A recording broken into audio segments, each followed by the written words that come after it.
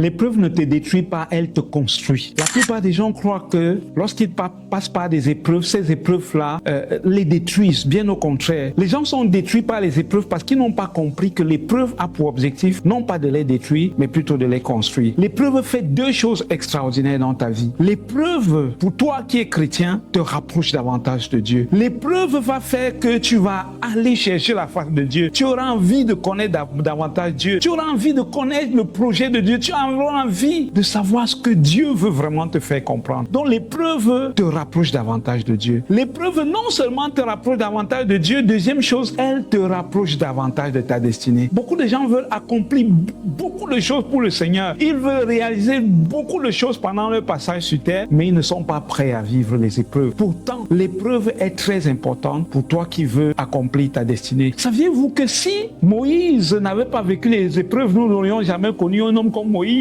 Ce sont les épreuves qui nous ont fait découvrir cet homme extraordinaire qu'est Moïse. Aujourd'hui, on parle de Moïse comme un des plus grands prophètes qu'on ait connu dans la Bible. Vous savez, Dieu arrive à dire que Moïse, il parlait face à face parce que c'était quelqu'un de particulier. La Bible dit que Moïse était l'un des hommes les plus patients sur la terre. Mais il a fallu que par l'épreuve, Moïse puisse accomplir tout ce qu'il a accompli. Donc l'épreuve ne va pas te détruire. Non, l'épreuve n'est pas là pour te détruire. L'épreuve, Dieu la met même lui-même dans ta vie parce que vu ce qu'il a envie d'accomplir avec toi, il souhaite que tu passes par ces épreuves-là. C'est bizarre de dire ça comme ça, n'est-ce pas? Certains vont dire non, comment est-ce que Dieu peut permettre que je passe les épreuves? Mais bien sûr, il veut que tu passes par les épreuves parce qu'il veut te bâtir pour les grandes choses qu'il a prévues pour toi. Ils sont nombreux, on peut citer plein d'exemples. Et même dans le monde contemporain, dans notre monde d'aujourd'hui, il y a beaucoup de grands hommes de Dieu que nous connaissons, que nous voyons même au quotidien, que nous écoutons au quotidien, qui sont passés par de lourdes épreuves. Mais c'est grâce à ces épreuves qu'ils en sont arrivés où ils sont arrivés. Parce qu'il fallait qu'ils passent par là pour se rapprocher davantage de Dieu et pour accomplir pleinement